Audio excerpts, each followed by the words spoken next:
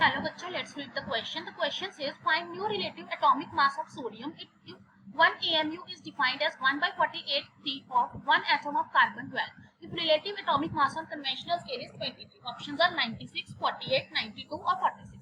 So इस question में हमें क्या करना है कि जो न्यू रिलेटिव एटॉमिक मास होगा सोडियम का वो हमें निकालना है। अगर हम मानते हैं कि जो 1 AMU है वो हमारे पास क्या है 1 by 48 ऑफ कार्बन 12। तो सबसे पहले तो इस क्वेश्चन को करने के लिए हम की कंसेप्ट देखते हैं जो हमें रिक्वायर्ड है, that is mole concept.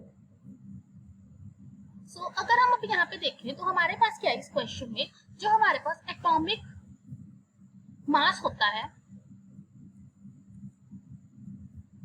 That is equal to the mass of the atom divided by 1 by 12 into mass of carbon 12। So अगर हम यहाँ पे एटम का मास हमें निकालना है,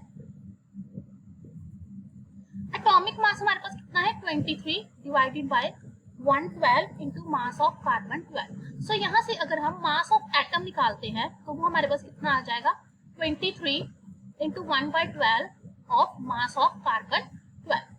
अब हमारे पास क्या दे रखा है, ये तो हमारा कन्वेंशनल स्केल पे जो मास ऑफ एटम है। अब इन्होंने कहा है कि जो न्यू रिलेटिव एटॉमिक मास है वो कितना है 1 by 48 ऑफ कार्बन 12। सो उस केस में हमारे पास जो एटॉमिक मास है वो आ जाएगा mass of atom divided by 1 by 48 of mass of carbon 12।